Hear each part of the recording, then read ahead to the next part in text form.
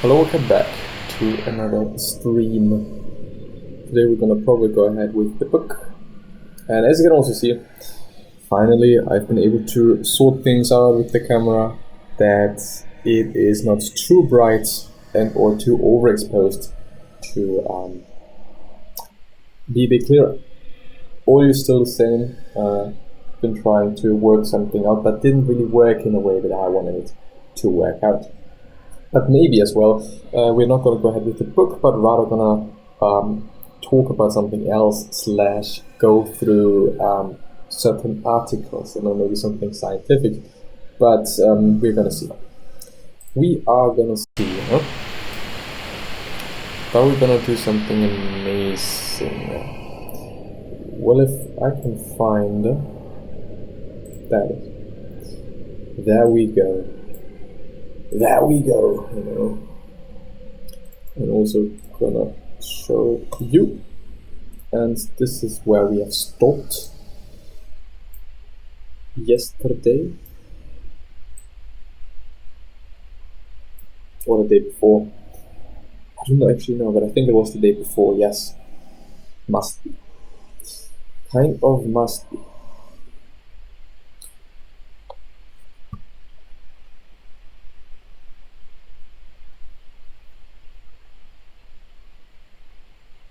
Am I sharp? I kind of doubted a little tiny bit, for whatever reason.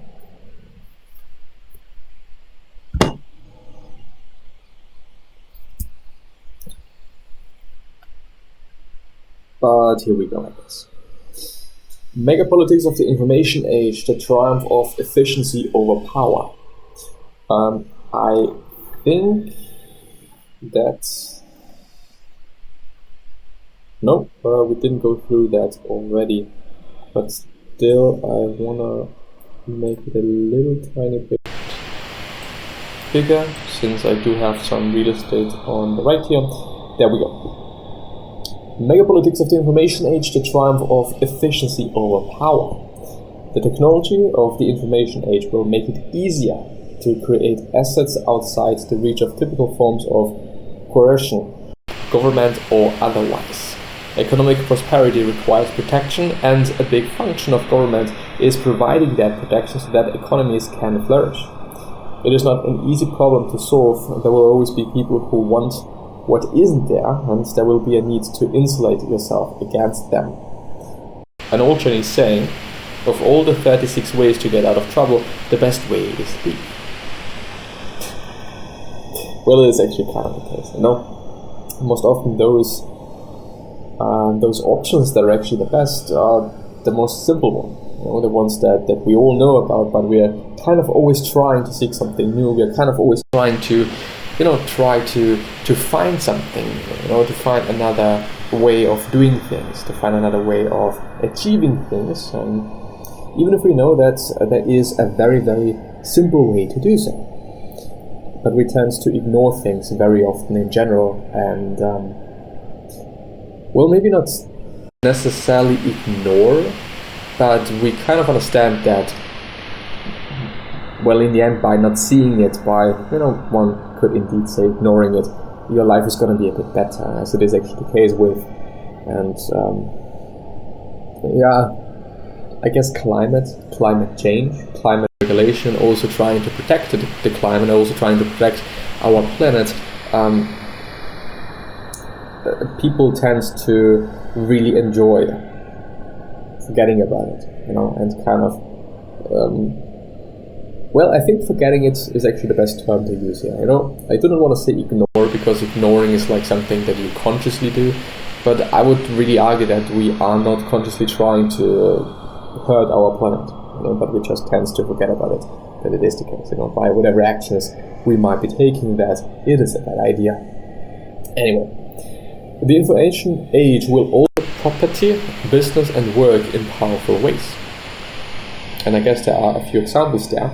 Information technology has negligible natural resource content. Information technology is highly portable, it is not reliant on one place, so a certain area doesn't have the same kind of control over it. GM can't pack up its car plants and fly off to another country overnight, but a software company can. Yes, because it is only data and it is transportable, actually fairly easy.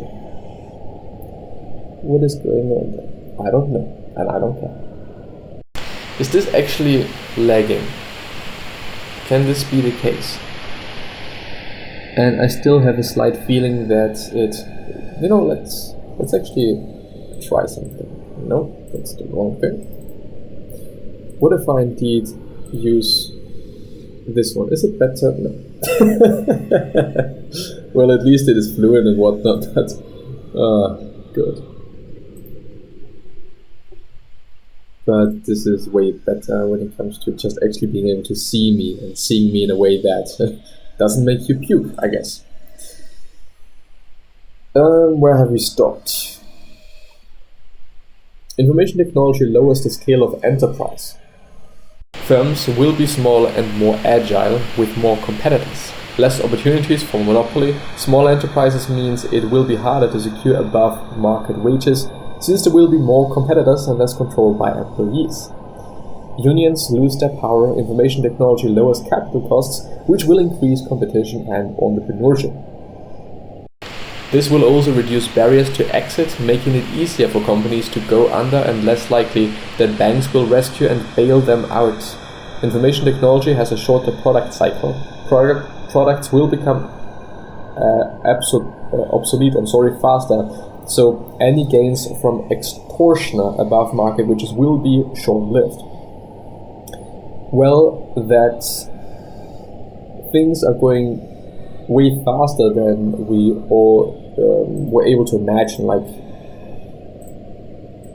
a few years ago, I think it's quite clear, Every single year we're having multiple new phones, every single year we're having the amount of software updates that we all get, whether it is the phone, whether it is the software that we're using every single day, whatever it may be, it is changing so incredibly fast, which on one hand is quite amazing, to be honest, It really is, because we are always just getting new features, we are always getting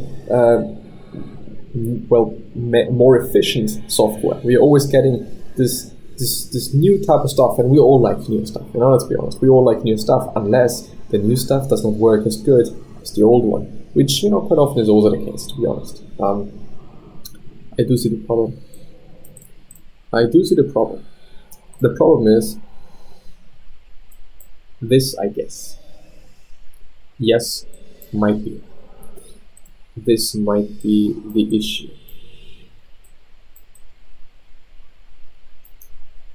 I think. I'm actually not quite sure. And I might have messed up everything right now. Yes, I have.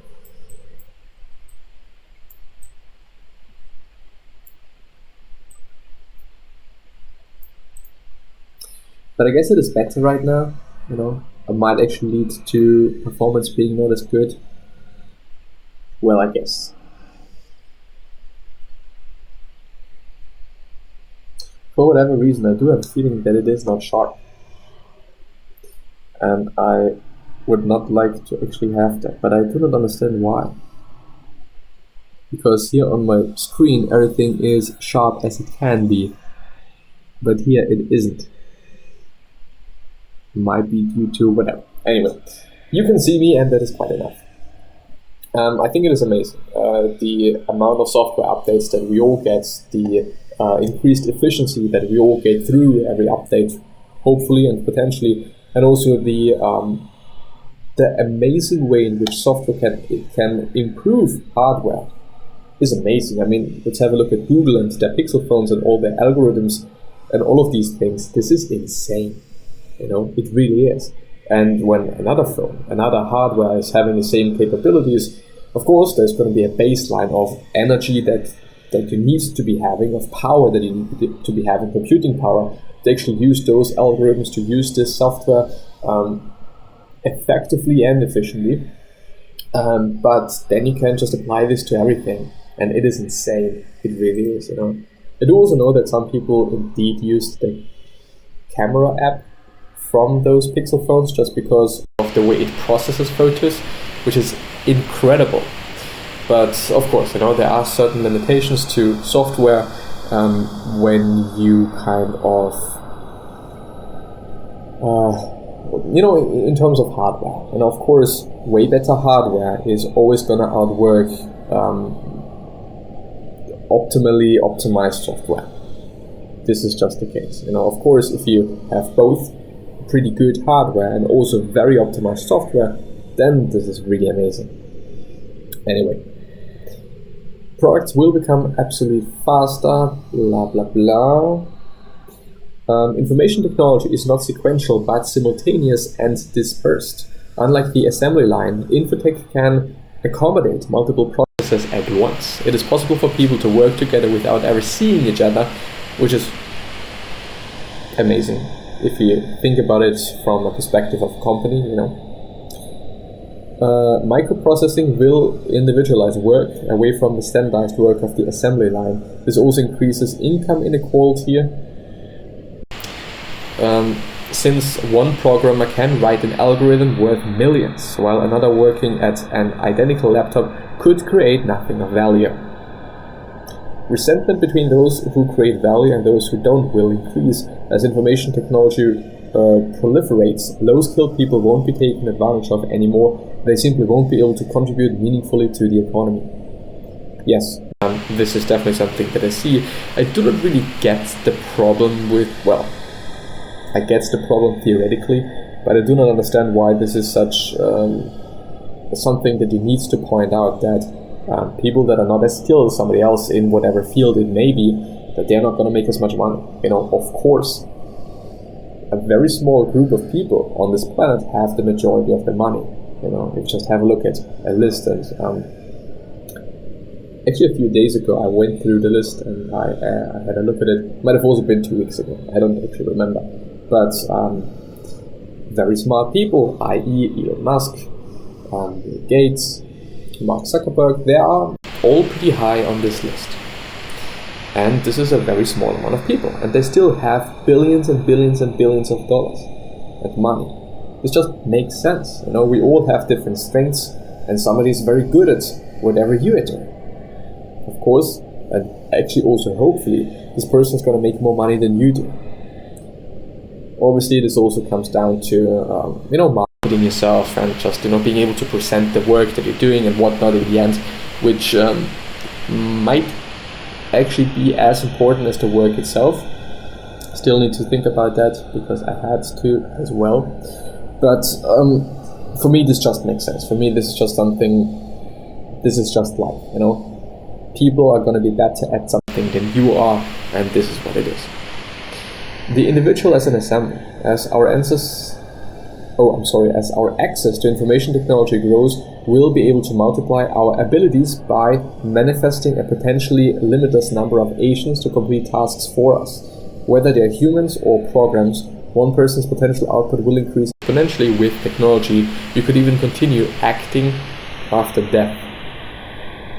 Well, I think still at this point, our output, not even potential output, but our output as it is, was increased dramatically through technology. I just think about design, you know, if you think back in history and to those designers, to those graphic designers that we had back in the days, they all had to work, you know, with their hands, with real paper, with, silk screen printing, other forms of printing and whatnot. This was incredibly costly, first of all, and very slow. At this point in time, we're just opening Photoshop, Illustrator, or InDesign, or whatever software that you're using, and we make something, we create something, and we can create millions of different versions of the exact same work. Theoretically, of course, you know. Theoretically. Practically, probably nobody's going to do that. Whether this is better now for the craft itself or not is another topic and another discussion for another day. But our output increased really just dramatically. Like, it is actually mind-boggling, to be honest. You know, how much we all can do, how much we all can produce, you know.